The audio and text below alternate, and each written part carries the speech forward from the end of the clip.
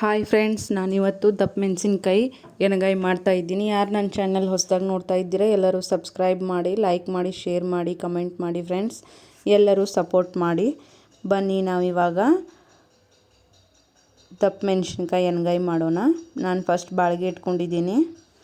ಅದಕ್ಕಾದ ನಂತರ ಅದಕ್ಕೆ ನಾನು ಶೇಂಗಾ ಹಾಕಿ ಅದನ್ನು ಚೆನ್ನಾಗಿ ಫ್ರೈ ಮಾಡ್ಕೋತೀನಿ.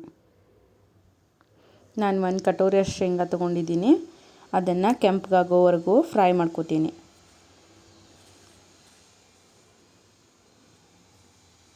ಈ ಥರ ಫ್ರೈ ಮಾಡ್ಕೊಳ್ಳಿ.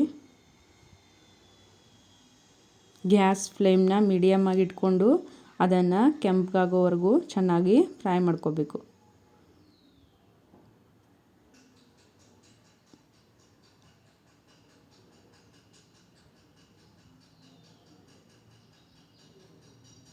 ಈ ಥರ ನೋಡಿ ಫ್ರೆಂಡ್ಸ್, ಕಲರ್ ಚೇಂಜ್ ಆಗ್ತಾ ಹೋಗ್ತಾ ಇದೆ. ಈ ಥರ ನೀವು ಫ್ರೈ ಮಾಡ್ಕೊಳ್ಳಿ. ಈ ಥರ ಕೆಂಪಗಾಗೋವರೆಗೂ ನಾನು ಚೆನ್ನಾಗಿ ಇದನ್ನು ಫ್ರೈ ಮಾಡ್ಕೋತಾ ಇದ್ದೀನಿ.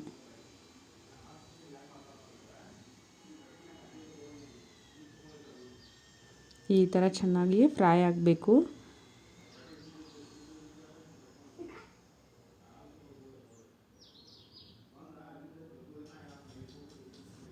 ಈಗ ಇದನ್ನು ನಾನು ತೆಗೆದು ಇದೇ ಬಾಳಿಗೆಗೆ ನಾನು ಈಗ ದಪ್ಪ ಮೆಣಸಿನ್ಕಾಯಿನ ಕಟ್ ಮಾಡಿ ಅದನ್ನು ತೊಳೆದು ಇಟ್ಕೊಂಡಿದ್ದೀನಿ. ಈಗ ಅದನ್ನು ಫ್ರೈ ಮಾಡ್ಕೊಳಕ್ಕೆ ಹಾಕ್ತಾಯಿದ್ದೀನಿ. ಈ ಥರ ಹಾಕಿ ಇದನ್ನು ಈಗ ಸ್ವಲ್ಪ ಎಣ್ಣೆ ಹಾಕಿ ಚೆನ್ನಾಗಿ ಫ್ರೈ ಮಾಡ್ಕೋತೀನಿ.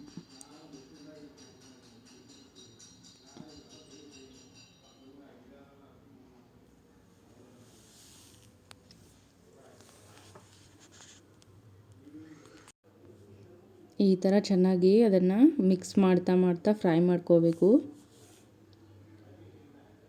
ಈ ಥರ ಕಲರ್ ಚೇಂಜ್ ಆಗ್ತಾ ಹೋಗುತ್ತೆ.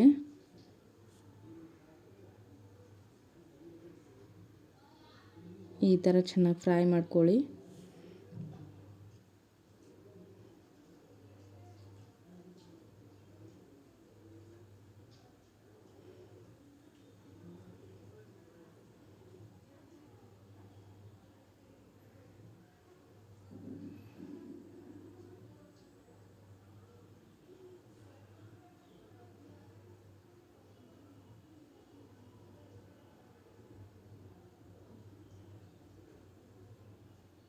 ಈ ಥರ ಹೊಳಿಸಿ ಚೆನ್ನಾಗಿ ಫ್ರೈ ಮಾಡ್ಕೊಳ್ಳಿ.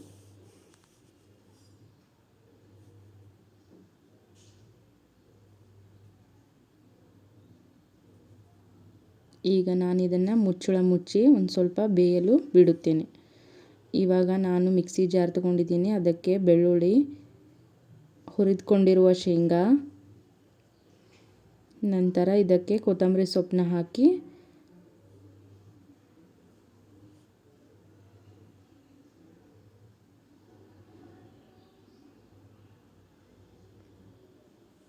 ಇದನ್ನು ಮಿಕ್ಸಿಗೆ ಹಾಕಿ ನುಣ್ಣಗೆ ರುಬ್ಕೋತೀನಿ.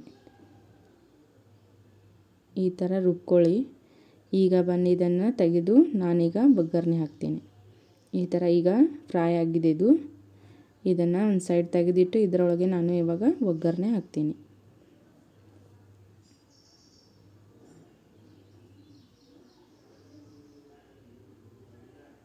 ಈಗ ಎಣ್ಣೆ ಹಾಕಿ ಇದನ್ನು ಕಾಯಲು ಬಿಡ್ತೀನಿ.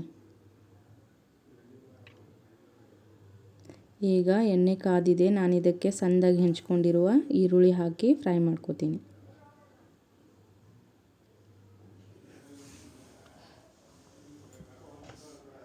ಈ ಥರ ಈರುಳ್ಳಿ ಹಾಕಿ ಚೆನ್ನಾಗಿ ಇದನ್ನು ಫ್ರೈ ಮಾಡ್ಕೊಳ್ಳಿ.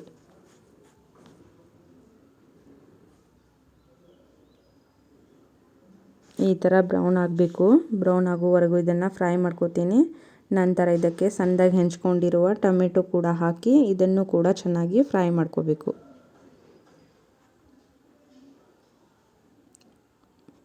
ಈಗ ಇದಕ್ಕೆ ನಾನು ಫ್ರೈ ಆದ ಕೂಡಲೇ ಇದಕ್ಕೆ ರುಚಿಗೆ ತಕ್ಕಷ್ಟು ಉಪ್ಪು ಹಾಕ್ತಾ ಇದ್ದೀನಿ. ಇದು ಕೂಡ ಹಾಕಿ ಚೆನ್ನಾಗಿ ಮಿಕ್ಸ್ ಮಾಡ್ಕೋಬೇಕು.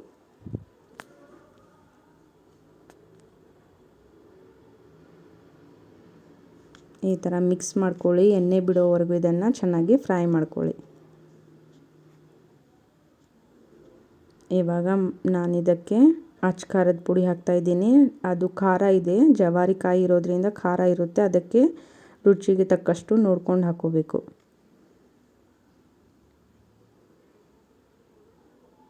ಇವಾಗ ಸ್ವಲ್ಪ ಅರಿಶಿಣ ಪುಡಿ ಹಾಕ್ತೀನಿ. ಇದನ್ನು ಚೆನ್ನಾಗಿ ಮಿಕ್ಸ್ ಮಾಡ್ಕೊಳ್ಳಿ.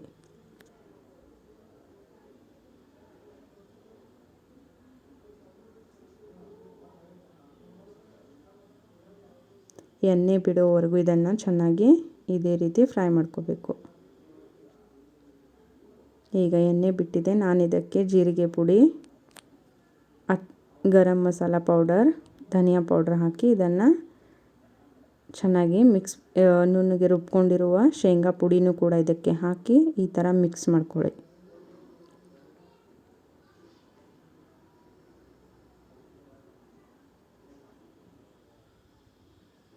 ಈ ಥರ ಮಿಕ್ಸ್ ಮಾಡ್ಕೊಳ್ಳಿ. ನಂತರ ಇದಕ್ಕೆ ಸ್ವಲ್ಪ ನೀರು ಹಾಕಿ ಇದನ್ನು ಚೆನ್ನಾಗಿ ಮಿಕ್ಸ್ ಮಾಡ್ಕೊಳ್ಳಿ.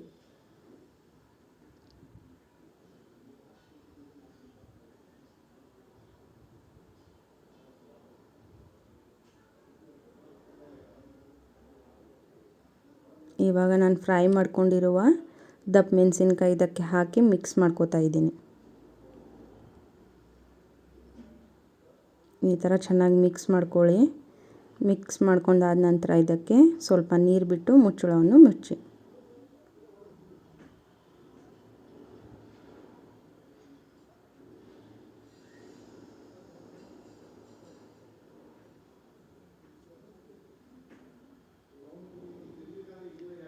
ಈ ಥರ ಮಿಕ್ಸ್ ಮಾಡ್ಕೊಳ್ಳಿ ಫಸ್ಟು.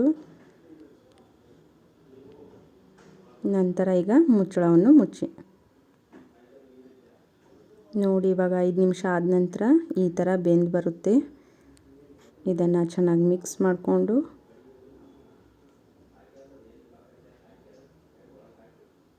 ಇವಾಗ ನಮ್ಮದು ದಪ್ಪ ಮೆಣಸಿನ್ಕಾಯಿ ಪಲ್ಯ ರೆಡಿಯಾಗಿದೆ. ನಾವಿವಾಗ ಇದನ್ನು ಸರ್ವಿಂಗ್ ಪ್ಲೇಟ್ಗೆ ಹಾಕ್ತಾಯಿದ್ದೀನಿ. ಈ ಥರ ನಾನು ಚಪಾತಿ ಜೋಡಿ ನೆಂಚ್ಕೊಳ್ಳೋಕೆ ಇಟ್ಕೊಂಡಿದ್ದೀನಿ. ನಿಮಗೇನು ಇಷ್ಟ ಅದರಲ್ಲಿ ನೆಂಚ್ಕೊಳ್ಳಿ. Thank you.